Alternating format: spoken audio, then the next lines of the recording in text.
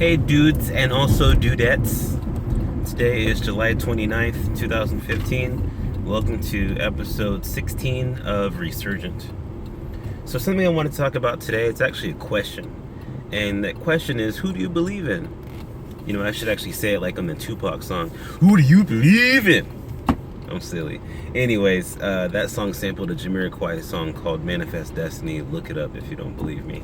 Anyways, so when I ask who do you believe in, I'm talking about like as far as your influences. Like who do you look up to? Who do you believe in? Who is your guiding light that you look at like, oh yes, I want to be like that. I want to kind of like adapt certain elements to that person's personality. I want to adapt certain traits that person has and make them my own. I want to kind of incorporate that into who I am as a person. I want that blah blah blah blah blah.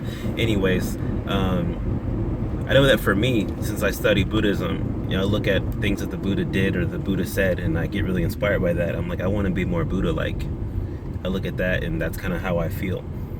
Just in the same way that people who are Christian, they take a look at what Jesus Christ said or did, and they want to be more Christ-like, as an example. But there's so many facets of life, right?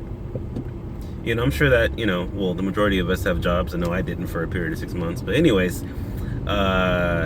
majority of us have jobs, and there's people that are at our jobs who are better than us, or they are more superior than us.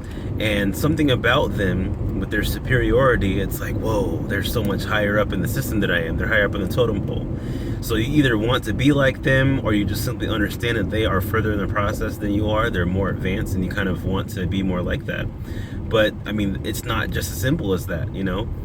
For me personally, I want to write a book of poetry and short stories. So the person I look up to for that is Shel Silverstein, because that's what he did.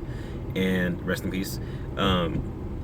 Ever since I was a kid, I looked up to him in that regard, and it's like I want to be like that. So, you know, there's other people who I believe in. Like there's this guy, his name is Ralph Smart. His YouTube channel is Infinite Waters, and I started looking at his videos like maybe a year ago or so, and I watch them every so often, and every time I watch them, I feel like somebody has given me a gift that's very expensive, because it should be expensive, but it's actually free. Look it up on YouTube. It's Infinite Waters Diving Deep. I'll make sure to link to his page in the description. But it's definitely worth checking out, because he's talking about a wide range of subjects. He's got like 1,000 videos on YouTube, and some of them are like 20-30 minutes long. He's talking about improving your relationship.